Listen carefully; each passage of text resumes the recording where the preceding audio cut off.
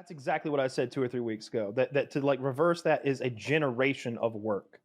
And again, that's why I always say Trump already won. There is no Trump losing. It doesn't matter he's not running again.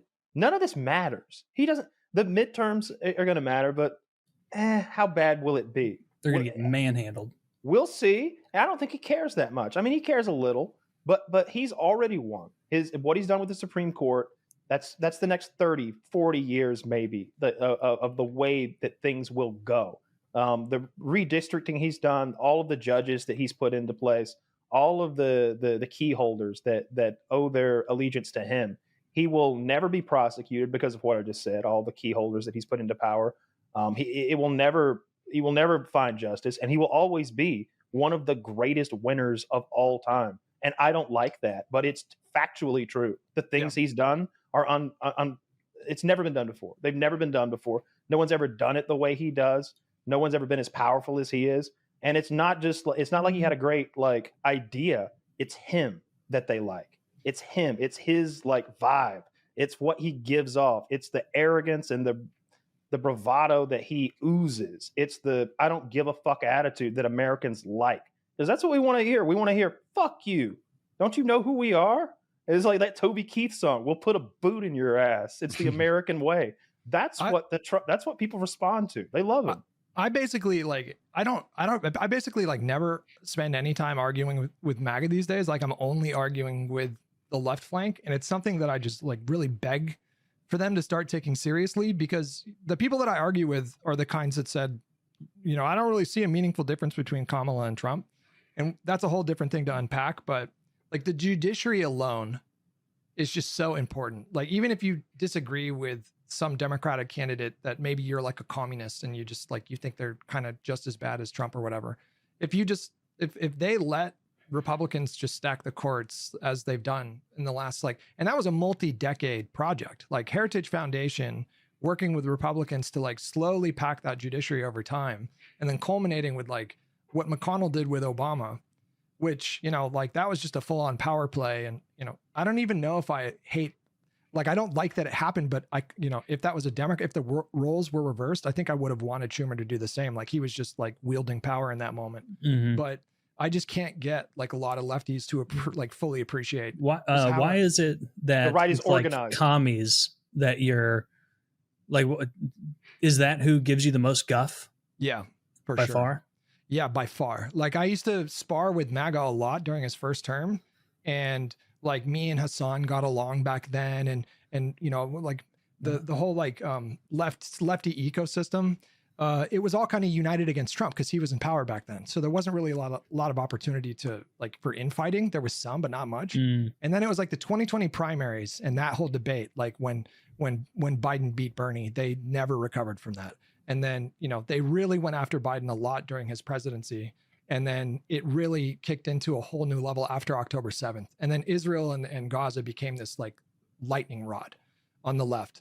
And it does seem like they tried to screw Bernie somewhat. If I'm remembering correctly, I think it was 2020 where it was like pretty close, and then Bernie won Iowa, and then every single Democrat dropped and supported Biden in one day, other than the one Democrat who could pilfer votes and support from Bernie, which was Elizabeth Warren. Yeah, but and so it did feel like top down, like we're going to do it this way. Pete Buttigieg won Iowa. That was right before South Carolina. Yeah, so there had been two winners so far, Buttigieg and Bernie, and then we're headed into South Carolina, which everyone kind of knew Biden was going to win, and he won South Carolina, and then everyone else dropped out. And Super Tuesday came, and other than Warren, right? Because Warren stayed in and pilfered some support away from Bernie. I think it was Bernie and Warren stayed in, and so it was Bernie, Warren, Biden, right? So there's a couple like angles here. The first, so I can see how people are upset by that on the left.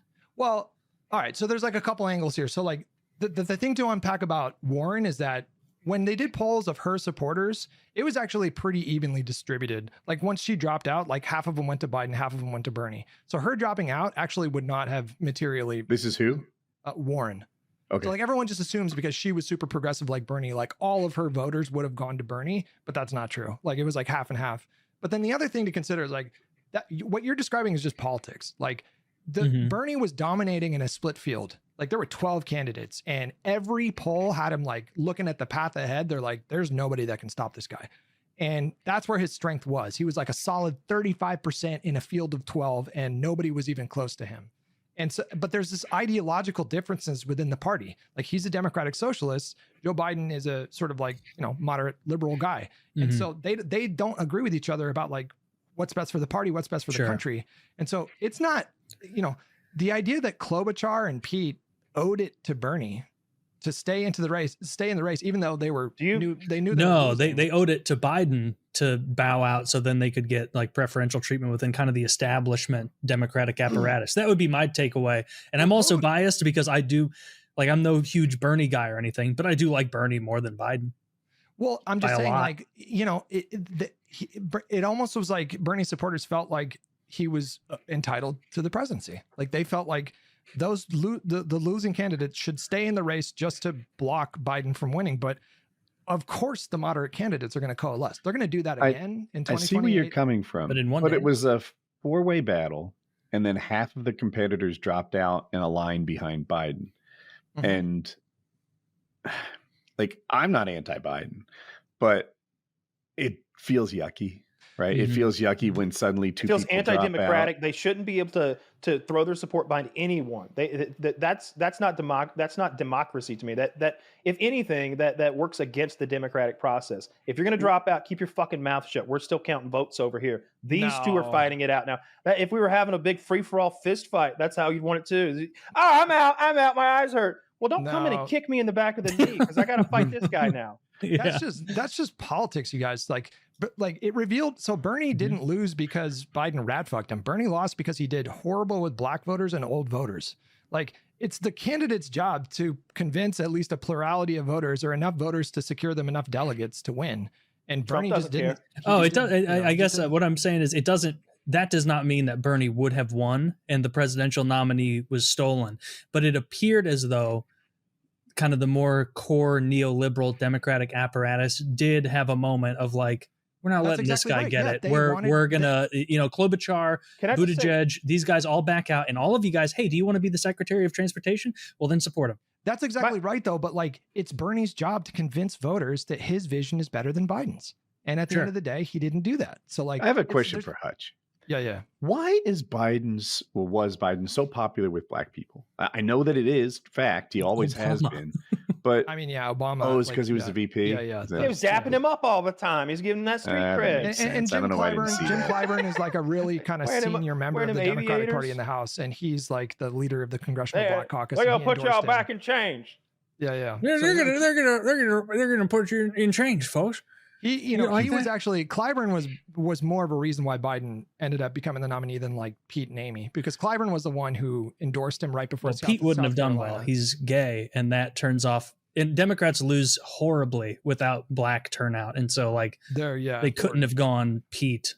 Do you know how much Pete polls with black voters? Do you know? 0%. I saw it. It was I talked about this on PKN, and I saw some Pete supporter quote tweeting that stat and being like, guys, it's important to remember polls are often flawed and they can, it could be as high as 1 or 2%. It could be as high as 1%, maybe 1/3%. And it's like, you think you're going to get a bunch of black people to turn out for a guy who's like, me and my husband like to go on vacations and suck each other's cocks and fuck each other's asses. I'm the Buttigieg guy. I'm the only Buttigieg guy I know. There's no one who glazes Pete Buttigieg more than me and his husband. Yeah. Oh, damn it. I was hoping you'd miss that and I could take it. but I think you guys, I wish you could do better with black voters. Yeah, he's not gonna. There's no path. There's just no path to the Democratic nomination without they are such a crucial part of the coalition. So. This is why. So here's how I see the political landscape. The left, the progressive movement is to progress deeper and deeper into trans issues and trans rights and visibility and multiracial issues and a lot of stuff that flies in the face of traditional black and brown voters who both have strong religious backgrounds. With the brown voters, a lot of Catholics, especially. With the black voters, they're all Southern Baptists. They always have been. like going back to slavery, like you would give your slaves a Bible so they would read that a slave does what his master tells him to do. You got a whole propaganda manual here that's 2,000 years old. It worked. And they hang on to that very the sort of bigotry parts of religion. They're core fundamental parts of their belief systems. Yeah, you're exactly right. Like the religious like the average Hispanic or Black voter is going to be more religious than like the median white Democratic voter. But I lost my train of thought. I was going to say something there. Well, the minorities are religious. Pete is gay. They're not going to have it. So gay. I think it's gone. Yeah, Pete's gay. That's okay. For sure. But I just because of that really alone. Important though, just so you guys. Oh, is it? Kyle was saying they're gonna lean more into the trans stuff and into the social. No, what I was gonna talk about like just the progressive wing of the party right now. I just feel like there's such a mess. I'm a progressive, but I just feel like politically everything is just so backwards because they talk as though the moderate wing of the party, which represents like 60-65% of the party, like moderate voters, the progressives think that the moderate leadership should just step aside and then like give them the keys to the castle and then they should be in charge and fuck the moderates for preventing that from happening. They want to like skip the step of persuading voters. Yes, they do. Like building a winning coalition. They just want to jump right to the like, just get out of our way and let Bernie be the guy. And it just drives me. I think you're totally correct there. Yes. That like you do see a lot of these far left commies being like, dude, there's a American Communist Party guy right now. And the only reason he'll lose in this district is because the Democrats are conniving. And it's like, do you think that communism is popular with American? Go ask a regular Joe Blow American who doesn't spend all day on Reddit or Twitter or whatever. What do you think of communism? They're going to be like, fuck you. I'm not pinko. Yeah. You a commie? It goes on both sides. I hope the Democrats don't make the mistake that I've seen the Republicans make. When they run Dr. Oz or Herschel Walker or someone who's too far off the deep end, they lose. And if the Democrats are going to run some commie, they'll follow in their footsteps on the other side of the aisle. Yeah. There seems to be a lot more pressure on the left to like push those like I'm not even saying commie like disparagingly. I don't like communists, but like they'll put in their Twitter bio, I am a communist and I am running for this subsection of North Carolina. And it's like, okay, well then prepare to get blown the fuck out, idiot.